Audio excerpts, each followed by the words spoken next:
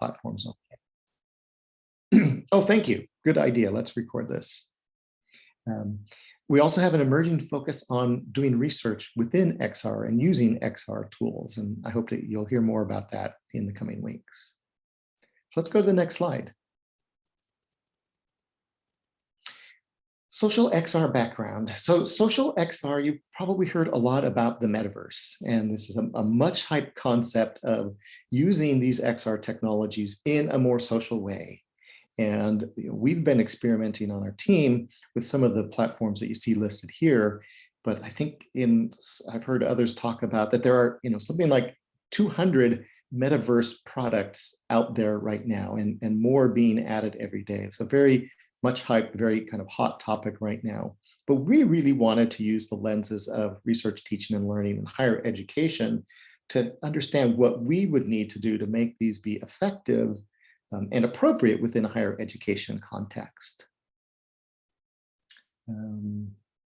Okay, and these are, you'll hear much more about this, especially when Bernard and Annie talk about some of the features and what they found in these environments that they liked and what they maybe thought needed improvement.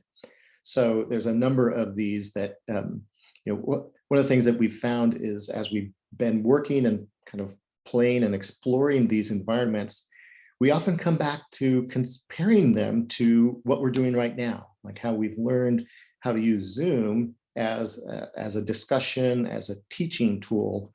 What are the things that Zoom has had to do to be actually better at being a platform for higher education? Which of those features and capabilities exist now in some of these social XR platforms, and which ones are still very much lacking? So we've kind of used that as a kind of way to compare.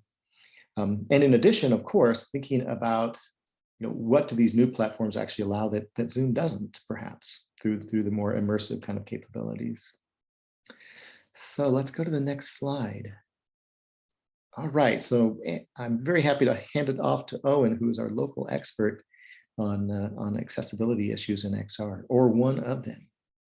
Thanks, Chris. Yeah, and as Chris mentioned, you'll find on our community of practice page, the link is in the chat, we have some lenses we use whenever we're looking at a topic area, and you'll see that today as we look at social XR, social collaborative environments.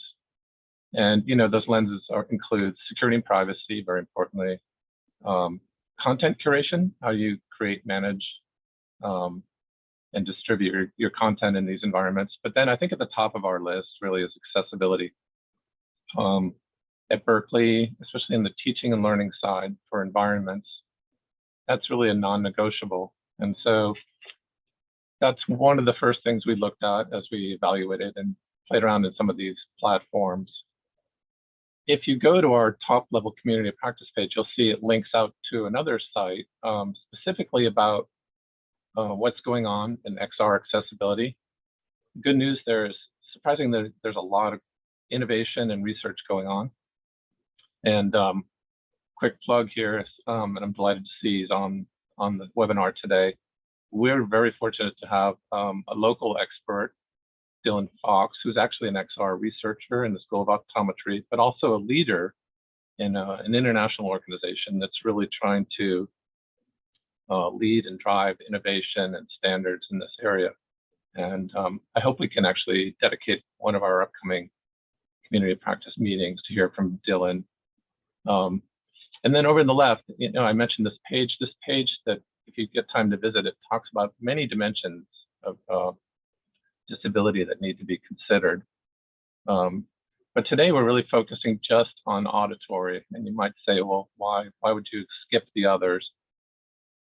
And the quick answer there is the best practice for a lot of accessibility and assistive technology is not necessarily to have each application vendor build in all the functionality you need. It's more common to have that at the sort of the system level, where a user can come in on their PC and they have their favorite speech to text program or visualization tool, and it works in everything.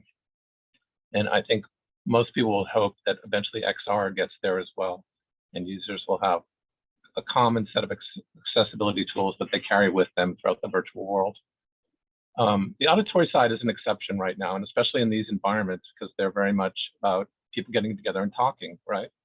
And so we are sort of putting a litmus test on these environments in terms of their abilities around captioning. And so if you go to the next slide, I'll just get the bad news out of the way first. Very few of these environments actually have anything yet in terms of captioning. Kind of the winner, you could call it that, is the environment called Spatial, the one that Chris was in before the start of this webinar. It's a winner in the sense that it makes real-time captioning fairly easily available to users. Qualification there, though, is you need to have a paid account. And so just wanted to show real quick, if you remember when Chris was walking around in that environment earlier, with captions turned on, we would all see in real time in what's called a caption bubble above his head, a real-time captioning of what he was saying. This is automated speech recognition, which is increasingly common, especially in live events. And it's getting more and more sophisticated. And again, this is an area where there's a lot of interesting research going on. In fact, Dylan's organization just recently hosted a talk on this subject, and there are a lot of considerations here. I won't dwell on it, but you can even see that you know, that the speech bubble is floating above Chris's head in that main image, but right away you have color contrast issues. It's white text on a grayish background. You kind of have to be looking at Chris to know that he's talking. So if you turned away and get distracted by the Jaguar, you wouldn't know necessarily. On the plus side, I'm standing behind Chris when I take this picture, and even though he's facing away as he talks, the captions face me. No matter how I move around, they're always kind of directed properly. And you know, so that's this is kind of like emerging right now as a best practice. Go to the next slide. Of all the other environments we looked at, two more that deserve some mention. AltSpace VR is one of the oldest of these environments. It's actually owned by Microsoft, and I should mention here that they also use both the speech bubble approach, you can see that on the left, instead of having it over your head, it's off to the side. And then since a lot of groups do presentations and lectures in AltSpace VR, down in the bottom right, you can see they have an alternative format where instead of trying to see what's going on over the speaker's head, potentially eclipsing the slides, there's a text block off to the side. And then very interestingly, to the right there, this service is actually using a very powerful AI service from Microsoft. It's one of their cloud services in Azure. Spatial is also using that. And it not only does real-time captioning, it actually can do on-the-fly translation. And so that was a demo where this particular group actually had Japanese speakers in there, and they were sort of kicking the tires to see how good the translation was. So that's the realm of automated speech recognition. I should mention that AltSpace has had this feature built in now for 2 years, but they haven't made it generally available yet. So it's still considered beta, and you kind of have to know somebody at AltSpace to take advantage of it for your event. And then finally, at the upper right is a beloved sort of open source alternative in the social media realm, social collaborative space. It's Mozilla Hubs. The same Mozilla that produced the open source browser, Firefox, has an open source VR space. And it's fully functional, maybe not quite as polished, but it's kind of a favorite with the accessibility community right now, partly because it is open source and they can make changes to it, but also they've really pioneered the capability for you to bring it in a live human captioner. And so in that upper right, you see a more traditional closed caption appearing at the bottom. That can be pretty handy because you might look away and you still see what's being said. It's not a bubble floating over someone's head. Speaker recognition can be a challenge with those, but again, with the AI coming along, and usually with a human captioner, they're very good at doing speech recognition, speaker recognition. Okay, I think that's all to say right now about captioning. And I think the next slide was over to Chris. Yeah, so thank you, Owen. I just want to say a couple things about kind of the content management and curation side. So when we think about social XR environments, what are the kinds of content that we would want to bring into one of these environments? So let's click once there for, you can see, obviously you want to bring in documents, you want to bring in images, you want to bring in videos, just like you do now in your classrooms. And because we're in a 3D environment, we now have the opportunity to bring in 3D models or 360-degree images and videos, or even 3D experiences. So then what are the issues that we might face as we bring in any of these kinds of content? Well, one of the big issues is performance, and that's very much an umbrella term, and that includes things like, does the object load in a reasonable amount of time? You're now in an immersive environment, and you want those things to perform well in terms just of working through a Wi-Fi connection, those kinds of things.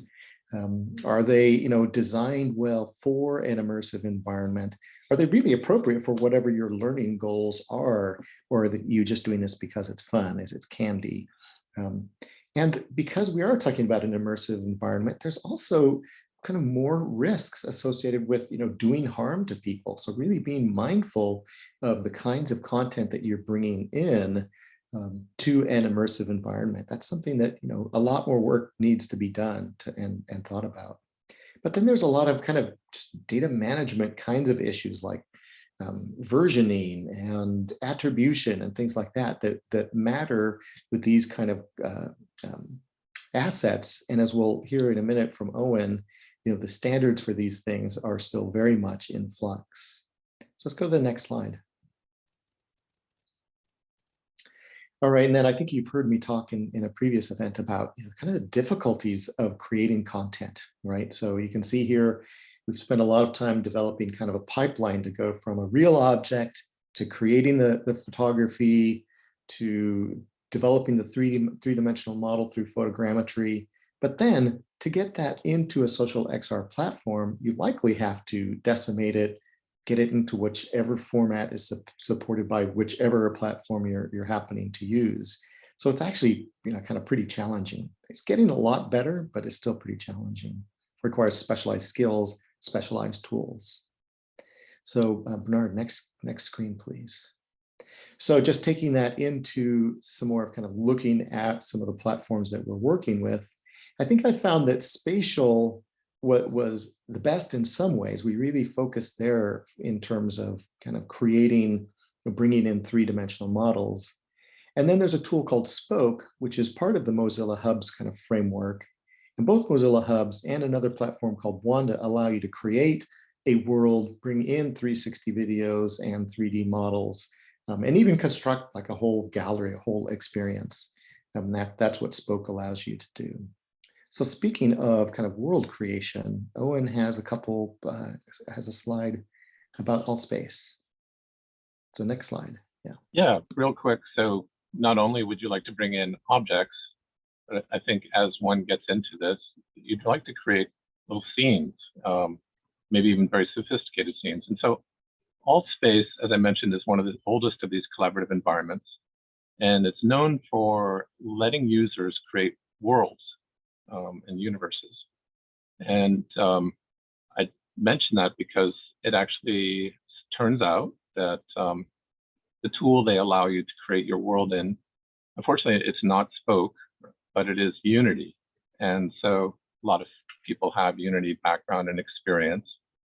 Unity is a common game engine creation software that also works in VR. And kind of nice because, as you see on the right, it's you can use pretty much a plain vanilla Unity project and send that up to AltSpace, and it does all the magic of scaling it up. So over the left there, that's Annie and Bernard and Chris and I visited this little UFO hangar one day. It takes care of sort of merging it into AltSpace so that your avatar can come in and visit. You can invite people in. You have portals and presentation tools, and all that just sort of happens. So if you have the Unity skills, you can build a scene. Next slide, please. But that's a good point. We just showed you two different ways of creating scenes, Spoke and Unity, and they work in different environments. That's not ideal. It's nice, though, that Spoke and Unity have been sort of de facto standards over the years. There's some really good news here. There's actually now a standard that's been embraced for moving scenes across different environments, not just the final presentation platform where you distribute it, but also different tools you might want to use along the way. And so I mentioned that because some of you probably know that Unity is certainly not the only sort of VR creation tool out there. There are many others. Unreal Engine, NVIDIA is now doing a lot in this space. But then there are tools in the Autodesk family that you might want to use. Adobe, a favorite is Blender in the open source world. Apple actually has a lot of AR authoring tools now called ArtKit, SceneKit. These are all now supporting this universal scene description format, which means if you invest a lot of time in creating a scene, and that scene even has animations and avatar paths going through it, it can actually be exported and moved around.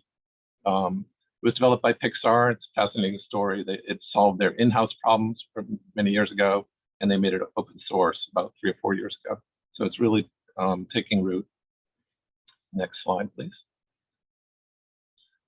So you want your objects to be interoperable. You'd like your scenes to be interoperable, but most of all, you'd really like your different software and hardware to work together. This is the old Betamax VHS problem. And fortunately, the industry saw this coming a long time ago. There was an early effort in 2014 called Openvr, where a couple of the vendors got together and said, look, can we make a standard for the industry? That got some traction, and if a lot of folks at Berkeley or HTC Vive users, you remember that the Vive and the Oculus Rift and some others were able to share content in certain ways, but it didn't really take off as a standard. So starting in about 2016, 2017, one of the main technology standards groups brought together a lot of the different vendors, and sort of, you see on the left is sort of the spaghetti model. They've come up with something called OpenXR that was released in the summer of 2019. And this is really moving quickly. A lot of vendors, both software vendors and hardware vendors, have raced to embrace this, even when it's meant putting aside their legacy approach. And this is all good news. Next slide, please. Yeah, you can just get a sense of all the different vendors. Let's stop here for a second. Well, how does that apply to today's topic? 3 or 4 years ago, if you're looking at some of these first social collaborative environments, you had to go see, well, would it work with my headset? And so you have to find a list like this, right? With OpenXR, this is going to be less and less relevant because there's a lot of hardware coming out all the time, both VR and AR.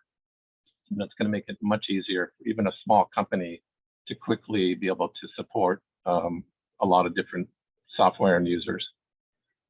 And Bernard, could you try clicking? See if this arrow appears. Yeah. So we've talked about interoperability. I'm just going to segue now to a nice section that Chris has prepared on security privacy. And I just wanted to draw your attention on this list. I just said that it's a lot easier now to support a lot of different headsets, right? So you get on the list here, and we've been spending a lot of time on Horizon Workrooms. The parent company for that is Meta, formerly known as Facebook. And then you look at what hardware they support, and it's Oculus, which the parent company is Meta, formerly Facebook. And that's kind of interesting. I just mentioned there's no really technical barrier there for them to allow other hardware, and certainly not a resource barrier if you know how much they've spent on VR. So it's a business decision they've made, and it's an interesting one because it makes you consider, like, what might they be doing if they own both the hardware and the software platform. Next slide, please.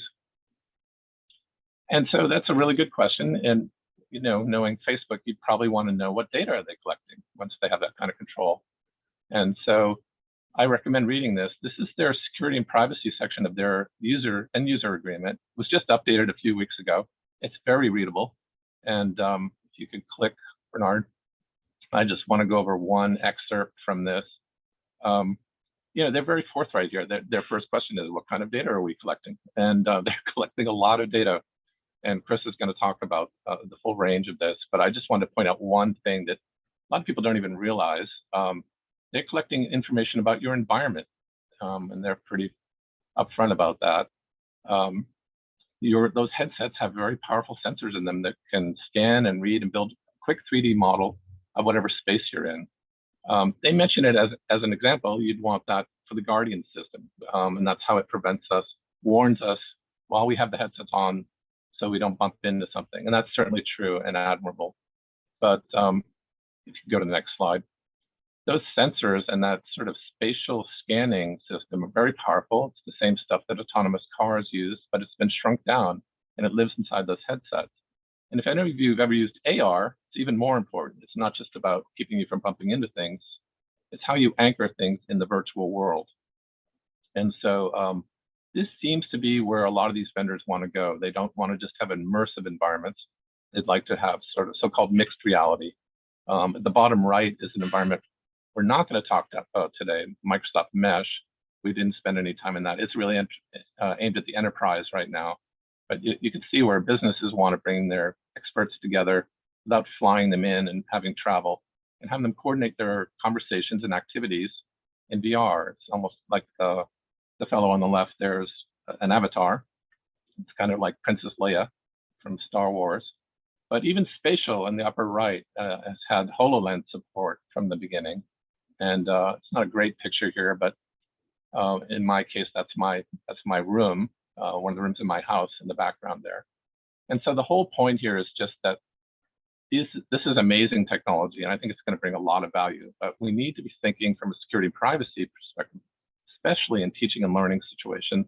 That data is all going up into the cloud to be processed. How's it being stored? And what do they know about your space? Fair question to ask. So with that, let me hand it over to Chris to really dive into security and privacy. Thanks, Owen. Yeah, and great example of how important and complicated this whole issue of security and privacy in XR are. Fortunately, there's actually a lot of research taking place. And here's a quote from an article written by a team. I'm pretty sure this is Jeremy Balance's lab down at Stanford. They did a study in 2020 where basically they took 500 people and they had each one of them watch 5 20-second videos, 360 videos. They weren't interacting with anything. It wasn't, a survey, or they were just standing there watching 5 20-second 360-degree videos. And they took measurements of, they collected all of the headset data, all of the controller data, so it's about, 15 data points. They went through that data with machine learning, and they found that they could reach about, 95% accuracy in terms of re-identifying people using a random forest model, just from those elements. So one click, please, Bernard. Right, so okay, hold on. So that was just using the headset and controller data that they got, this 95% accuracy. Okay, now click. So if you start adding on eye tracking data, another click, hand tracking data, another click, gait and walking data, another click, and then other biosensor data like EKGs or heart rate, there's just a lot more data here that could be used to potentially re-identify somebody. And so their recommendations, that not the unhighlighted sentences, that they really want public and the researchers to understand that these are personally identifying data. So next slide. Now in RTL, in our parent unit, we're looking a lot at using kind of futures forecasting and future studies methods to think about these issues. And if you really project out when we really start using these environments more frequently, and when bad actors realize the value of this kind of information, there's really a lot at risk, right? And we'll actually be probably kind of drawing some of this out, not to scare people, but really to think about what we should be thinking about and addressing. Next slide. All right, so again, there is a lot of research in this space. I've had some links here and we'll share these slides. So people are putting together really kind of frameworks for thinking about the types of data that are available through these platforms and the specific risks to privacy.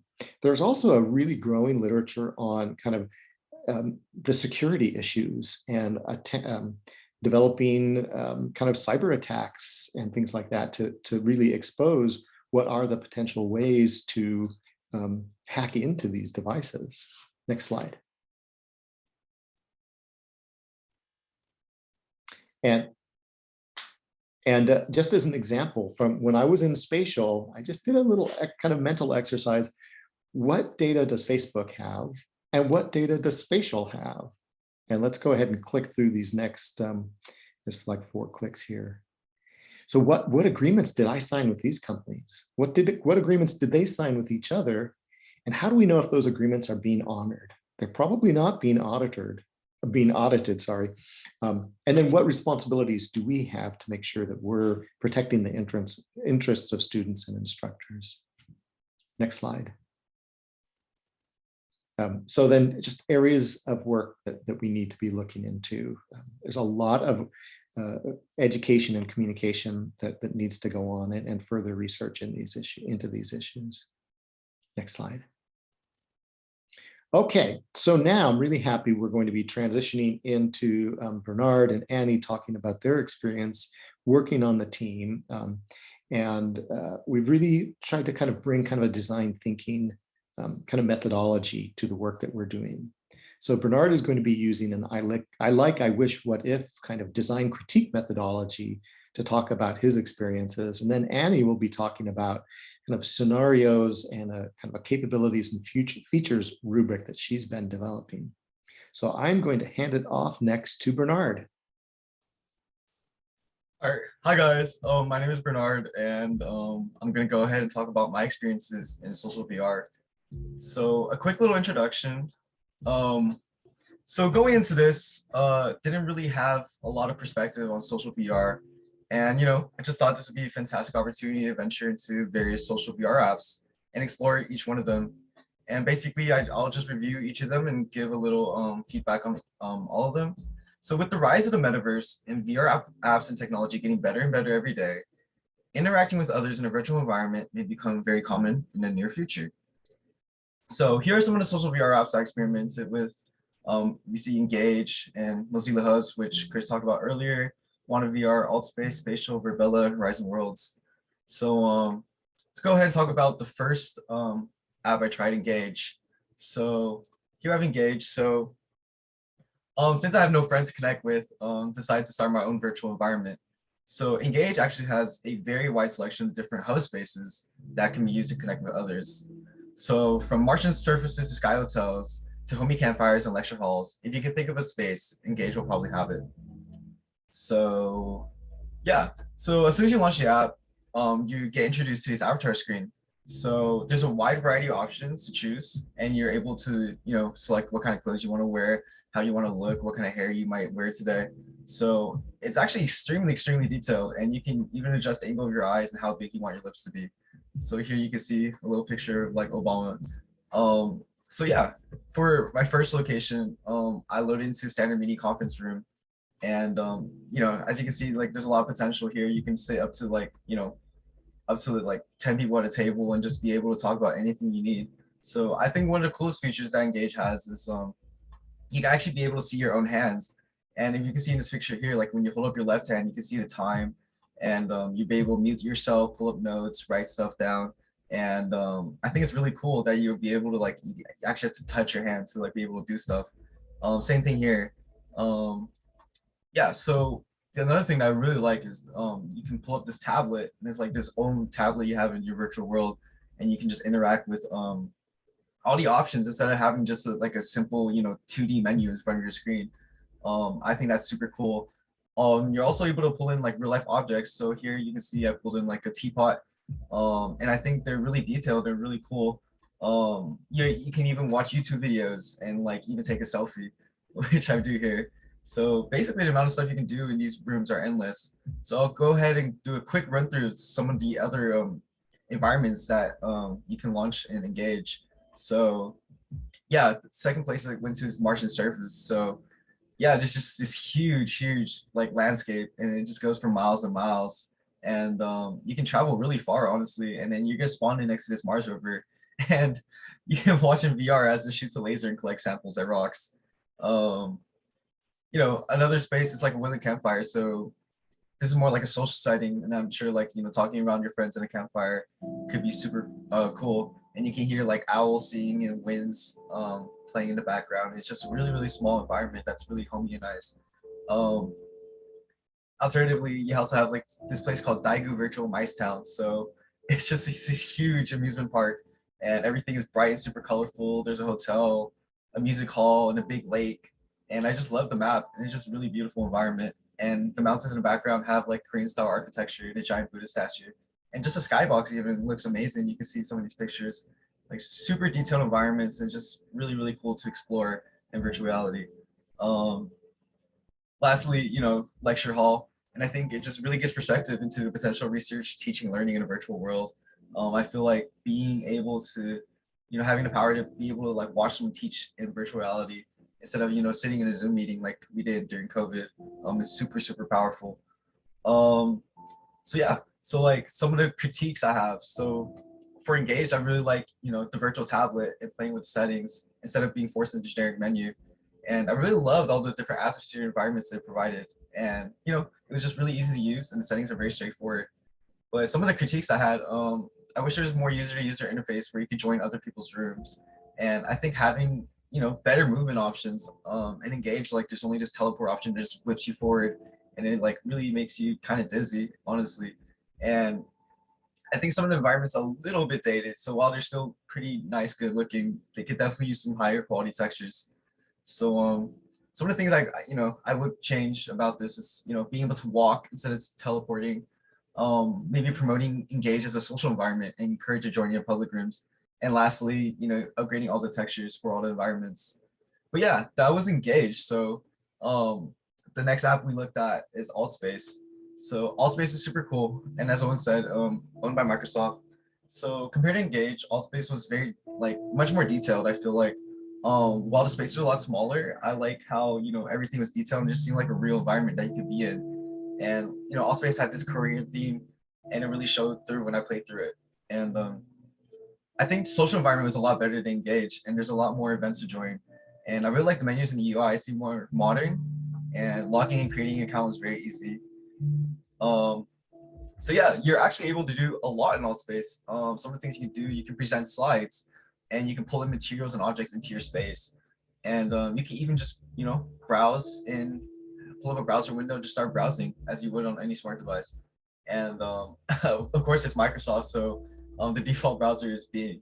Um, so yeah, as soon as you get in, you're given the choice, you get a tutorial, and you can create this avatar. And here's some of the photos I took. You see, you can create an avatar. This is like this little like rooftop home that you get launched in. So let's go ahead and talk about events. So Allspace has this thing about events. So one of the complaints I had about Engage was there didn't seem a lot of community involvement. And while the player base at Allspace wasn't huge, there was definitely events that were being hosted every day. And yeah, there are multiple different events. Some of them are casual meetups while others for work. And they even have meditation classes and all kinds of events that you can just join at ease. Um, so yeah, one of the first events I joined was this thing called Campfire Chaos. And yeah, a little feedback. I just really like the color palette in Altspace. Everything's like really colorful and vibrant, as you can see here. And I really had a great time in the first event. And actually, funny enough, one of the first moments I got into was there was a group of people here in this left side, and they were all smoking together and just having a good time talking. And I was just like, wow, this is super cool. Like being able to meet people in virtual reality and just be able to talk and interact with them like real life. It's just, I think is super cool. Yeah, there's also a great many people from the UK, and actually there was a class being hosted in U Toronto, like being hosted on this campfire, and they were just all talking and like interacting like real life. Yeah, and other stuff you could do, roast marshmallows, shoot basketballs, and like I said, compared to Engage, the social aspect was much better. Real quick, so like messing with the physics a little bit, I went to this place called Daisy's Plank, and then as you can see, this like the environment is just really, really beautiful. And it's kind of like an obstacle course. And like, if you're scared of heights, definitely don't do this. But I would like walk this plank all the way up into the mountains, and it was super, super, super cool. Yeah. So here's a quick rundown of various events. One of the places you can hang out in is this club stage. So as you can see, it's super detailed. Like there's so many things to do. There's plants everywhere. There's chairs to sit in. There's even like a little bar where you can eat at. And I think it'd be super amazing if someone could actually give a live performance on stage, and you can watch from the top story. It definitely gives me like club vibes. Another place you can actually host a basketball meetup and go play basketball with your friends. And I don't know, I think this is super cool. I think in the future when the tech gets better, playing basketball virtually would be something amazing. So yeah, here I won't play this video. We're already short on time, but I wish what if. So I really like the colors alt space and all the environments it provides, and the overall vibe it presents. It just makes you really happy, and it really makes you want to stay. The social atmosphere is unmatched with multiple events that are filled, and while small, you can tell that every environment had a lot of work put into it.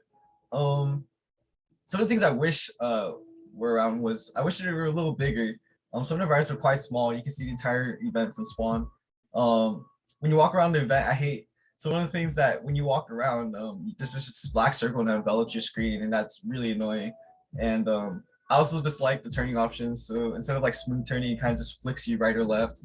So some of the things I would change is just incorporating smooth turning, getting rid of that giant black circle when you walk, and also making bigger environments or making it seem bigger than it actually is. And lastly, the last place I want to talk about is Horizon Worlds. So super excited about Horizon Worlds, really want to try it. A lot of my friends were talking about it, and overall I had a really amazing time. And one of the things I really liked was this concept where you can hop in and out of different worlds and just explore at your own pace.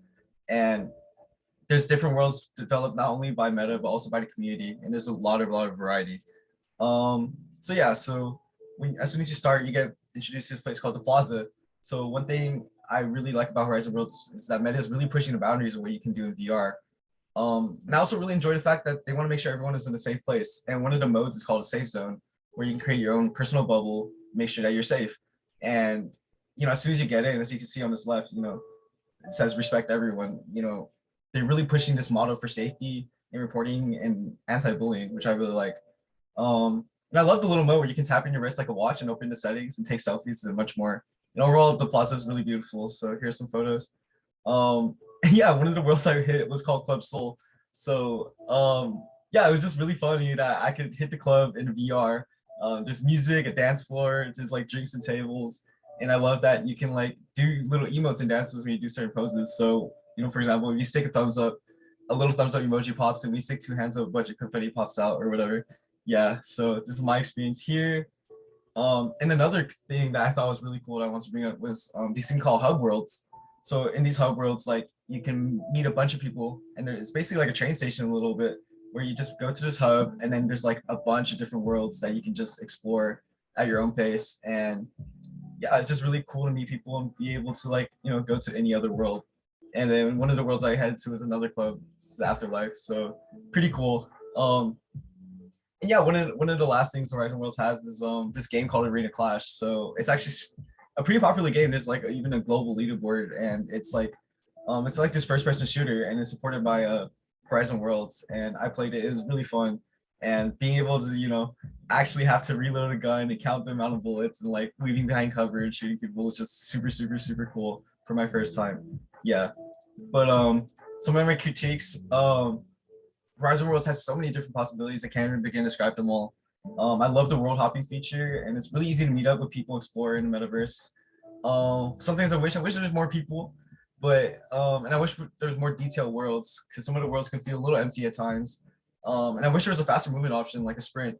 So if I had to fix it all, I would just say congregate more people into fewer worlds instead of having hundreds of empty ones, and increasing the default walk into a sprint, and then creating higher quality worlds with more features and content so that users can stay on the app for much longer. But yeah, let's go ahead and talk about some of the main topics though that I learned out of this. One of the things is etiquette, safety, and privacy. So before conducting this research topic, I never really gave much thought into safety and privacy, but as I got more accustomed to it, I realized that these social VR experiences are like really similar to real life. But like in real life, there are social boundaries and rules that we all follow. But in a metaverse, there really are no limitations. Like there's nothing really stopping someone from like harassing another individual and getting up close and personal. So I really like how, when I was introduced to Horizon Worlds, there's like a lot of safety and privacy features that are included in these VR applications. So a lot of the applications include features such as being able to, meet someone or providing a personal bubble of space. And, I recently had an experience in Horizon Worlds where an individual was harassing another individual and there's a vote to, be able to kick that user and it actually passed. So I think in every single app, there's just this tutorial on how to defend yourself or how to report someone for wrongdoing. And every time they make sure to educate you about the rules, to make sure to respect every person you meet. And I think this education factor is a very important part of the experience. And it made me feel a lot more relieved and safe. And, I never really felt like I was in danger or unsafe anytime while exploring. So while most of the people I met in this experience were very kind, there are definitely individuals who may push the rules a bit. And I think having these safety features are a great way to regulate these worlds. So yeah, nothing is about navigation. So, being able to move around these worlds, like I said, Horizon has these things called portals, navigating these worlds. And I think also, talking about community, and I think creating this community of people that can like, move together, become friends, and also being really immersed in these worlds. And it's just so crazy how far we've come. But lastly, I want to talk about supporting VR and 2D computers devices. So like Chris said earlier in Horizon Workrooms, you may have saw the video, but super cool. You can like, not only can you share your screen, I think one of the coolest features, just you can link your keyboard and also link your screen so that you can basically stay in this virtual workroom and not having to take your headset off like ever. So you can see like here, this user has like a Mac, and they can see their Mac keyboard while seeing their screen while also being in a virtual workroom. And you can even like write on this little blackboard here you have, and it'll appear on this big blackboard in the back. And I just think there's really a lot of potential here. And I think just having the power, just being in a virtual workroom for like hours at a time and like not be able to like, see your desk in a virtual world is super powerful. But yeah, I think that's it for me though. I'm gonna go ahead and pass it off to Annie, who's gonna talk more about capabilities and features. So yeah. Hi everyone, I'm Annie. This past semester, Bernard and I worked on creating a functions and capabilities rubric. This rubric evaluates a few mainstream social environments, including Altspace VR by Microsoft, Spatial, that's the one Chris showed you in the beginning, and Horizon Workrooms by Meta. We looked at their key functions and capabilities that would be relevant to a teaching and learning environment, and how the same functions may be similar or different across different platforms. I'm going to walk you through a few teaching and learning scenarios to show you how they would have been carried out differently in the physical world versus on Zoom and in VR. So our first scenario is small group discussions. We all know how that works in the physical world. Students just grab the person sitting next to them, and at end of discussion time, the lecturer tells the class time's up. Very simple. On Zoom, lecturers can choose to split students into up to 50 breakout sessions manually or automatically, or allow participants to select and enter breakout sessions as they please. Breakout rooms can be auto-closed with configure time, and the person that monitors can snap back all students into this main session as well. And lecturers can also switch between sessions at any time to check on students. They can broadcast message to all students across breakout rooms. I'm sure we're all familiar with these functions by now. On VR, the same breakout room kind of function is actually kind of rare. The only one we found that resembles Zoom breakout rooms the most is Altspace VR by Microsoft. So Altspace VR has this feature called front row. It's actually designed for when you have a very large event, especially when guest number goes beyond room cap. You can distribute guests across many rooms, or as they call it, worlds, while mirroring your presenter and presentation content across all the rooms. So everyone gets a front row seat. I'm assuming that's why they named it front row. These rooms are similar to Zoom breakout rooms in a way that moderator can teleport from room to check in, and that they can communicate to participants in all rooms all at once through mirroring themselves in all those worlds or rooms. Here you see screenshots of the host panel in Allspace VR. It actually looks pretty similar to how you will manage participants on Zoom. However, Allspace VR doesn't have a lot of flexibility with pre-assigned rooms as Zoom does. Audience can enter and leave rooms freely. So that makes it a little different from the fixed breakout sessions. The concept of main room also doesn't exist in this network of rooms or worlds. You might have to define it yourself. And of course, there's a guest limit in each room, at least in the template environment. So you can't really snap everyone back into the main room. You also likely wouldn't be able to fit everyone in the one room. And let's move on to scenario number 2. Presentation, annotation, and whiteboarding. In the physical world, in big lectures, especially at Cal, lecturers usually project a prepared slide deck so everyone in the room can see. In smaller lecture rooms, lecturers have more freedom to write on whiteboard for students. However, more and more lecturers choose to annotate on slides with an iPad these days, so notes can be saved and distributed to students after class. When lecturers need to point to a specific part of a slide, they move the cursor on their laptop and it's projected onto the screen. We all know that's how it works. On Zoom, lecturers typically screen share their slides. Those who annotate on slides usually do not use the Zoom's built-in annotation feature. Rather, they would be using a sketching software on iPad if they have one. Whiteboarding and annotation on the go isn't really an option for those lecturers who choose to use an laptop instead of an iPad, because they would have to be using a mouse or trackpad to draw, which isn't very convenient. Class size is not a constraint in Zoom, as we know, or at least to how one presents, annotates in whiteboards. But the lecturer's technology, or whether or not they have an iPad, is more of an important factor or bottleneck here. On VR, like what Bernard just showed you, some platforms like Allspace VR has a built-in browser that lecturers can use to open files or whatever they wish that are online already. Horizon Workrooms allows remote desktop control. Bernard also showed you that earlier, so you don't have to take off the headset and you can just use your laptop in VR, although there is usually some sort of internet lag. It also has a whiteboard in Horizon Workrooms. Not only can the lecturer write on it, students can also participate as well. And that makes it a little easier than Zoom usually. Spatial.io users can annotate, draw, and write sticky notes. There is a built-in browser, and it also allows screencasting from laptops. However, laptop sound cannot be casted. So in conclusion, on VR, when it comes to presentation, annotation, and whiteboard, there are many options that involve screen sharing or built-in browsers. But one of the challenges with built-in browsers is that it poses security concerns for sure. And sound casting remains a challenge in VR. And onto our last scenario, nonverbal feedback. In the real world, when a student has a question, they just raise their hand or speak up.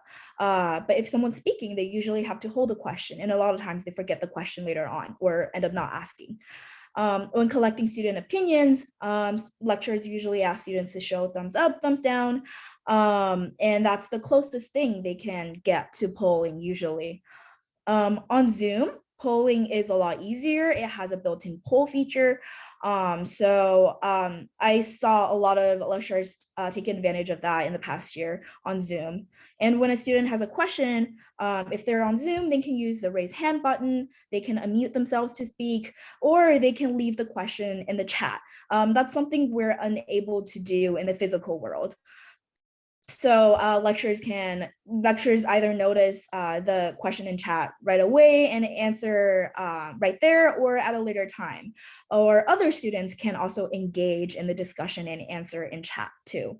In this scenario, Zoom is actually very, very powerful. And if we're moving on to VR, one can somewhat physically raise their hand. I believe you saw in some of the videos or GIFs that Chris was showing earlier. But a problem is everyone has a limited range of view in the VR space. So the teacher may or may not notice immediately because they don't always have a full view of every person in the room. And Allspace VR shown in the picture here is actually the only one, is the only platform that has a raise hand button like Zoom and also react emojis.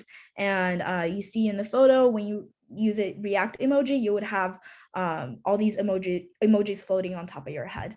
And these are pretty cute. And that's it to all the scenarios.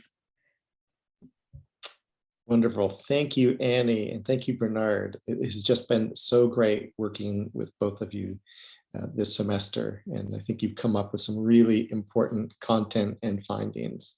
So it is super appreciated. So let's, I did put in chat that it's one. I know if, some people may have to drop off, but why don't we have some discussion in particular about what Annie and Bernard have showed. And then I really want to hear from Louisa and team about virtual Bauer Wurster. So does anybody have questions or comments based on what we've talked about so far? Feel free to unmute and jump in, raise hands, put in questions in chat, whatever works for you. Hey, this is Dylan. Just want to say first, great job on all of this stuff. I love the overviews here. I think there's definitely kind of been a lot of new platforms coming out, so it's good to keep track of what all of them do. I'd love to gain a better understanding of with regards to Berkeley specifically, either in terms of classes or social events, how you all see the biggest opportunities here in terms of using any of these platforms, and what you would want to do to overcome that barrier between those who have access to headsets and those who don't. We start using these platforms. I want to give Bernard and Annie the first chance to respond to that. What did it seem like this would be most useful for, and how would you address that question about devices? Sure. I think I'll just answer from my perspective first. In the functions and capabilities that we evaluated, one of the things that we looked at is whether it's possible to join an event or a meeting through laptop, or at least watch live streaming. We noticed that different environments have different capabilities in that. For example, in Allspace VR, you actually have to do a lot of very technical stuff to set up some servers to be able to set up a live stream on YouTube. So I think that makes it less accessible compared to spatial.io. That was what Chris was showing us earlier. We're able to we're able to get an idea of what the VR event looks like on just our browser. We don't even have to download any app. So I think that's a very big factor here. And in terms of what events I think a VR is suitable for at UC Berkeley, I would say they're most suitable for events where you would have like free interactions. So things like networking, and then also things that are more about one presenter presenting on stage. Because a bottleneck or an issue I see here is say we were to have small group discussions in a very big event space, what usually happens is you can overhear a lot of different people around you and behind you, and you can't really filter it as you could in a in the real physical world. And I think that's a problem that needs to be solved before people can conglomerate in small groups and discuss in VR. Yeah, I mean, I can go ahead and give my perspective too. Funny enough, when I was in Allspace, this is actually one of the topics that the University of Toronto was talking about. They're talking about accessibility and being able to, like, you know, get everyone a device. And I think one of the things that, you know, I critiqued about was just there didn't seem to be a lot of people. And I think that's just the fact that, like, you know, the Oculus is, you know, a pretty hefty price of like $300 something. And like most people that I talked about VR, you know, they don't really know much about it. So like, you know, virtual reality education is just like not really there. And I feel like that really limits, you know, how we can, you know, expand on this virtual reality. But I mean, I think that if, you know, if we were to work on those things, and I'm sure like, you know, these devices are getting cheaper and cheaper every day, and, you know, the metaverse is becoming a bigger part of our lives every day. I'm sure in the near future, like, you know, everybody will be able to have a device. And I know that most Berkeley people would really, really love being able to see each other in virtual reality. And funny enough, one of the things I think about that, you know, would be really great. I just remember like during COVID, people weren't able to go to graduation. And one of the things that, you know, one of the big projects that someone did was create, you know, Berkeley in Minecraft. And like people went to their graduation in Minecraft. So like I just think, you know, if this like having VR devices like more common, like people would definitely want to like be able to see each other in real life or in virtual reality and be able to interact with each other. And I think one example is the Horizon Workrooms is super, super cool. And I think being able to share your screen and be able to work together in this, you know, little room, this virtual room is like super, super powerful. And yeah, that's well, all I have to say. Yeah. Great, thank you. I'm getting set up to give Luisa co-host rights so that she can present. But while I'm doing that, does anybody have another question?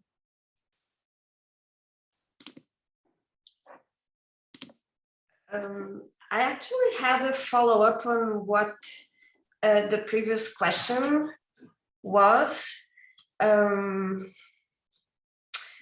You know, when we started VBW, it was really in the middle of the pandemic.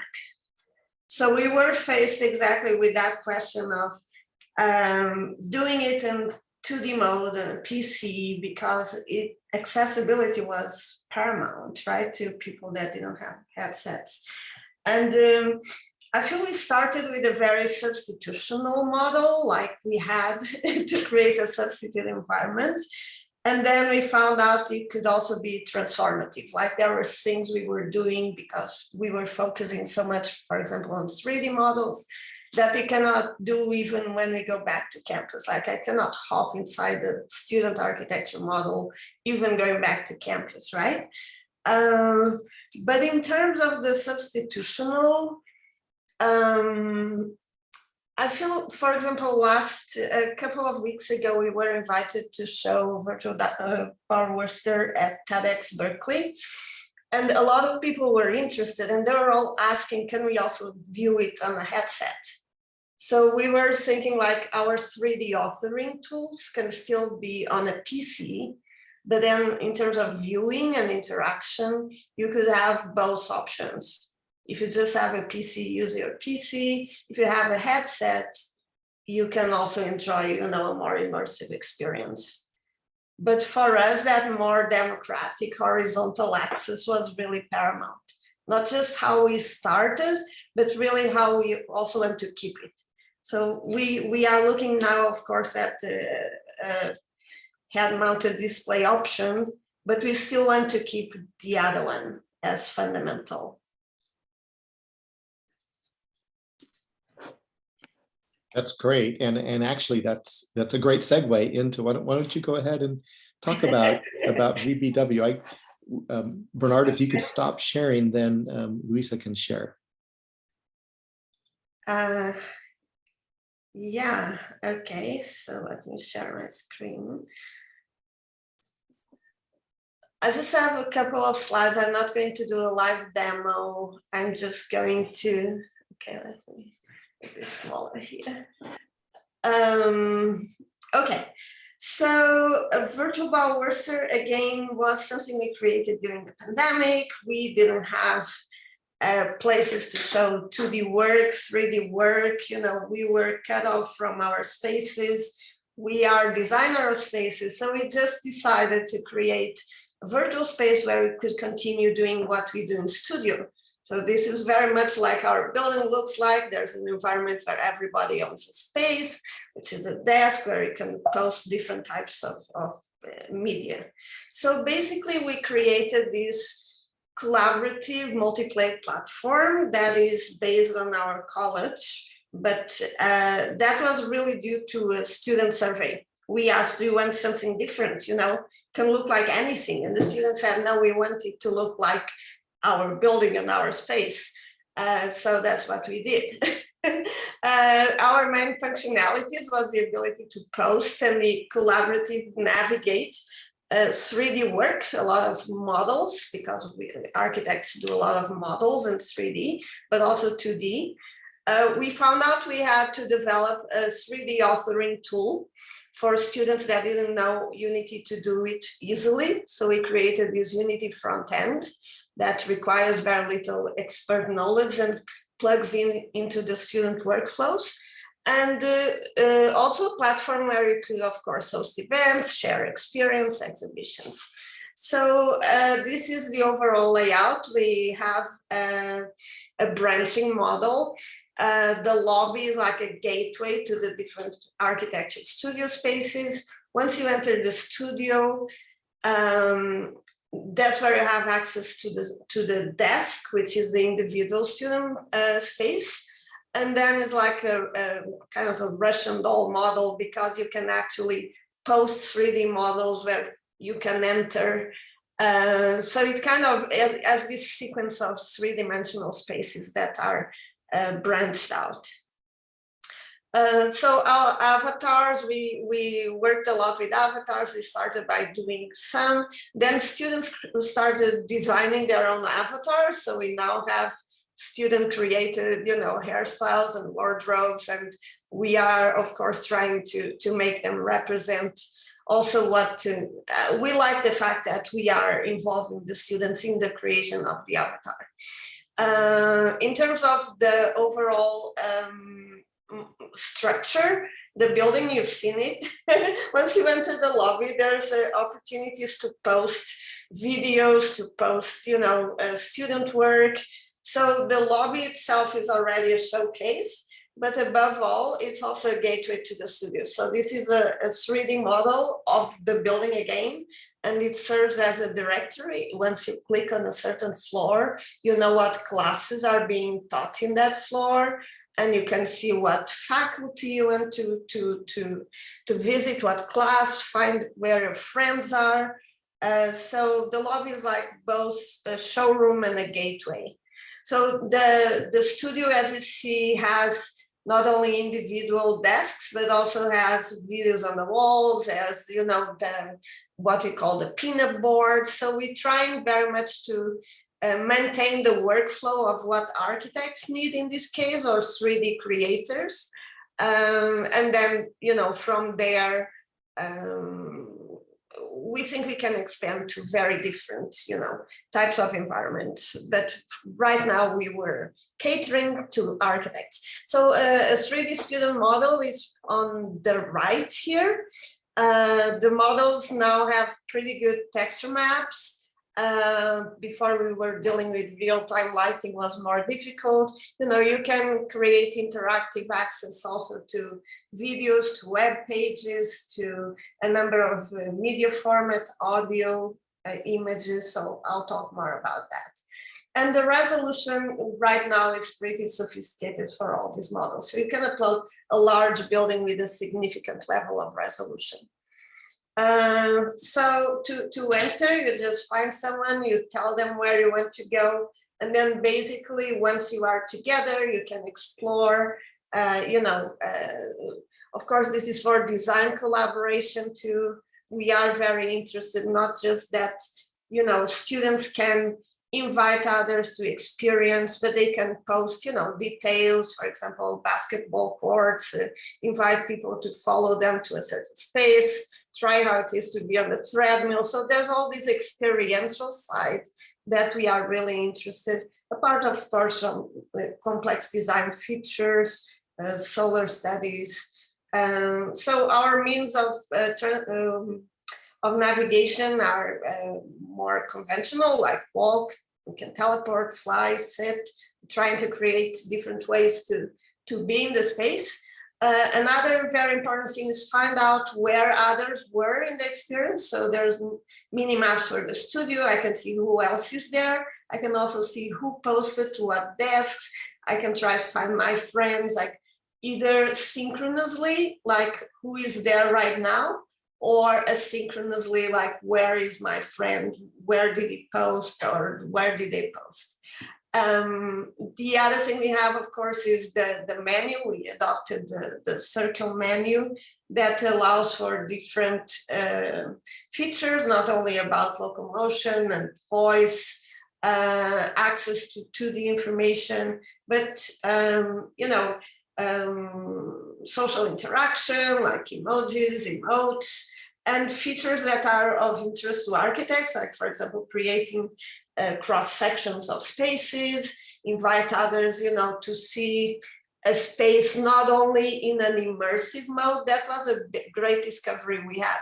Immersion is great, but sometimes you also need the big picture, the things that we as architects use, which are floor plans and sections, and not just the first person experience, but the overall view. So we try to accommodate that. We also try to accommodate other things architects may want to do, like solar studies, understanding building performance in different ways. So, so the desk basically has this opportunity for 2D, 3D, and also has interactive objects that allow you to link to.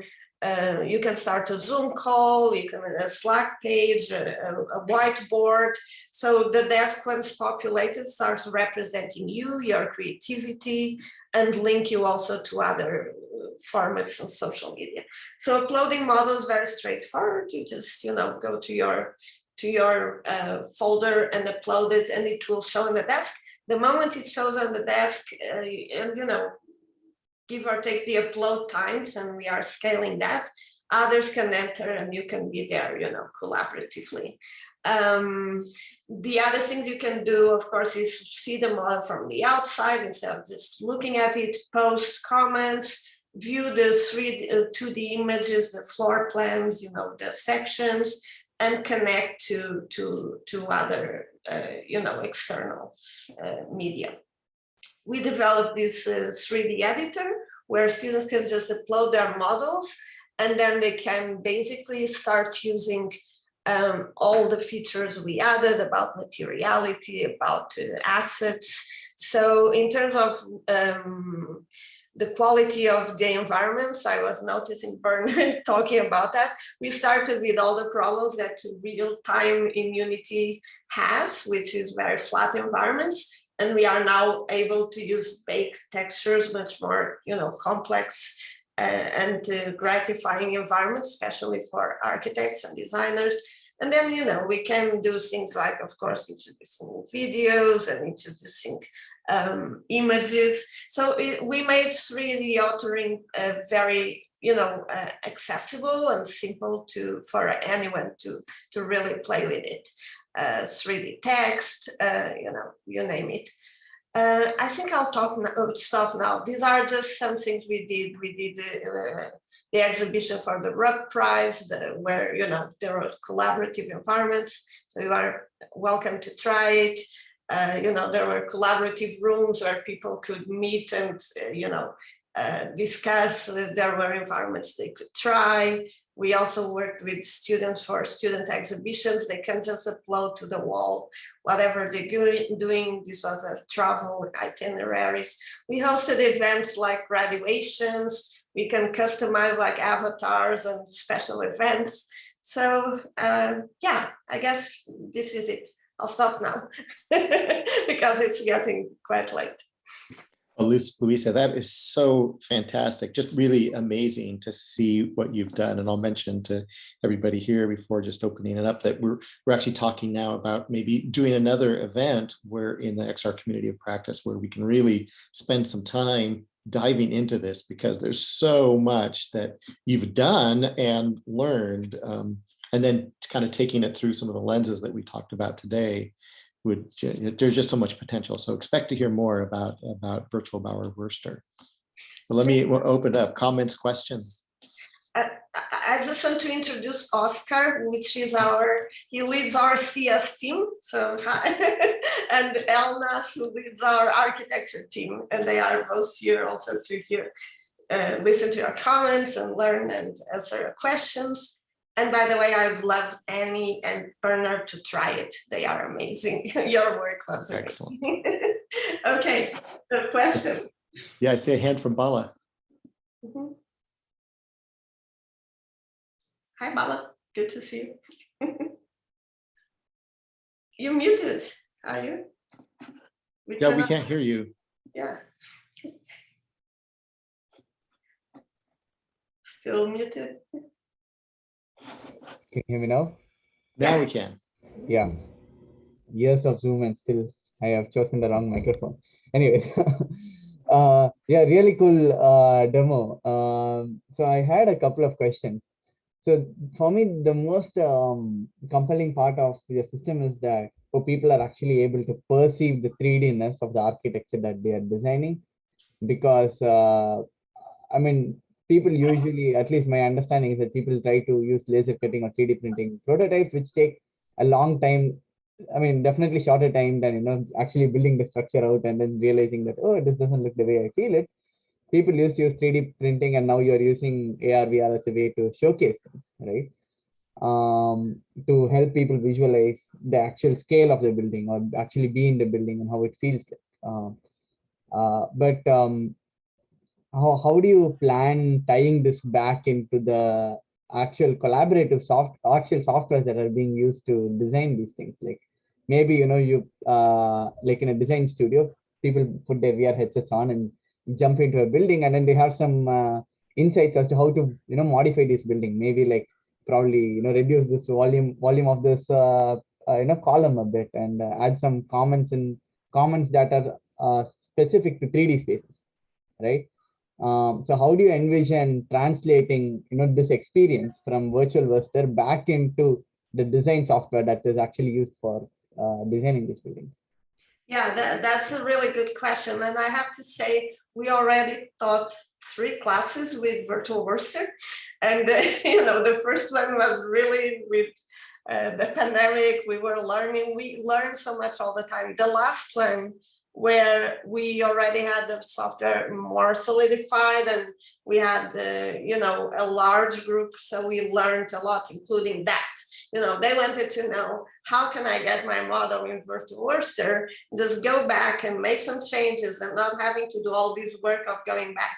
So Oscar actually developed a great method to recognize a lot of the layers. I don't know, Oscar, if you want to talk about that, so that you don't need to restart. If you want, for example, to add some elements, to make some smaller changes, you can do it in our editor.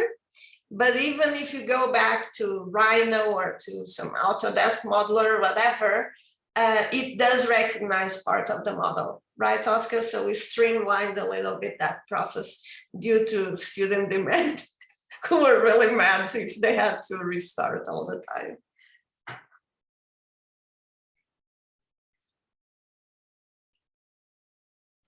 I don't know, Oscar, if you want to add anything, but the short answer is that.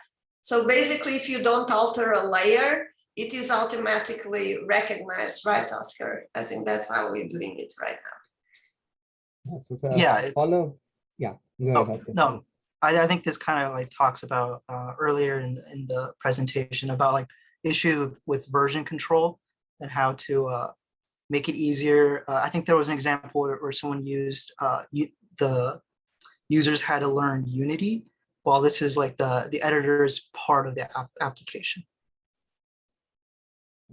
So a follow-up question I have is, now you say that you have already deployed it in classes, so that's awesome. You already have a lot of information from field trials. How do you see it changing the students' workflow of how they go about working or designing these models? How has it influenced the students? Yeah, I feel one really important thing for us was to understand how important it was for students to be immersed in the space. So usually their first assignment, even when I was teaching, in my lab, was like, take something you already designed, put it in VR. And they were like, oh, this is what I did. It's kind of the first time they totally understand what it is, which is interesting. So we feel there's so much benefit in terms of pedagogical benefit.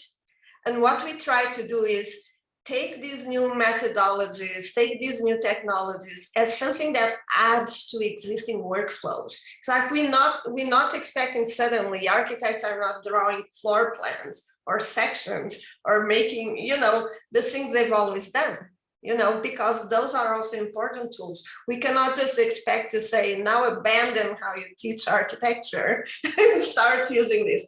It's an add-on, and it's an add-on with so much value that students really love it. They have this understanding, personal and also collaborative. Because, when someone is presenting their project in a class, you always say, okay, it's their time, and there's kind of the discussion is going on there, and I'll take a break, a mental break. It's really hard to keep students engaged in each other's projects, And when they get in, no, they're there, they see it, they call others, they come here and they ask questions because they are having an experience. And that is immensely valuable. So what we did many times in classes is we would start sometimes with conventional means like show us your plans, show us your sketches, show us and then we would go in. And it was when we went in that the discussion started. And people were laughing and calling people, and it was like a gigantic field trip. It's like, that's a hard time. It's bringing everyone to a point. Like, I want everybody here to look at this. And they were climbing a stair and, visiting the rooftop. That was the challenge. Yes. That is fantastic. I want to give a chance for Dylan to ask his question. I know we're running pretty low on time here, but I'm really curious. There's a lot of hubbub in the idea of the metaverse, to bring in the big buzzword of having fluidity between experiences. And what you've built here is really amazing, in no small part because it's both kind of a social experience where you're walking around Worcester, and then also this architectural experience where you're looking at cross sections and potentially even like editing models. And so I'm really curious what barriers you encountered when you having those two different kinds of modes in the same application, and what you would see as a goal for the future in terms of making that experience even more fluid. So Dylan, you were asking, thank you for your question, and you were curious about what errors I encounter or what? Well, so just the idea that you have, from what I was seeing in the demo earlier, and maybe I misunderstood, but it looked like there was the social mode, very similar to Altspace or those other ones where you're walking around the main space, right, of Worcester, but then users could also jump into specific models that they had imported, right, and potentially even edit those models, although I wasn't sure if that part was in VR. And so I guess I'm very curious, yeah, is it tricky to combine those two modes in one application, and what would be your goals for the future in terms of enabling these kinds of workflows? Yeah, so for us that was the crux, and that was what we really wanted to happen, was to be both an architecture tool and a social tool. And architecture is a collaborative endeavor by nature. Nobody designs a building alone. It's not an individual creating discipline. So that was really fundamental. I feel we want to do so much more. You know, right now we can be there, we can share some degree of information, but I feel if I think Balo was pointing at that, could we change it interactively, almost like be in the space and modify it? Or we've done that in actual, you know, in other settings before creating virtual Orster. I'd love to do that, you know, that people could be inside and could actually, you know, be annotating or be changing. Of course, the author could get a little mad. I don't know. That would be interesting also. What is permanent and non-permanent? So we want, that's one of the areas we really want to add. The more people can add, you know, even like graffiti on the wall, you know, even leaving things, not just on the desk, but leaving them inside the building, anywhere, you know, annotations and even changes. Why don't you do this? Why don't you? That's, I feel, the biggest, one of the big areas we want to add to. That's exactly the point. Promoting. So that seems to be, to me, just a great place to wrap up today's discussion. What's the future of this? What can we do with these kinds of platforms, these kind of experiences as kind of next steps? Yes, there's all the issues around, you know, accessibility and security and privacy, but it's also about the possibilities. And this is great. So we will do a follow-up with Luisa's group to actually, you know, unpack this a little bit further. And this discussion just, I think, demonstrate there's a lot we could talk about. So I want to thank all of you for attending. I especially want to thank Bernard and Annie, it's just been such a joy working with you this semester and year.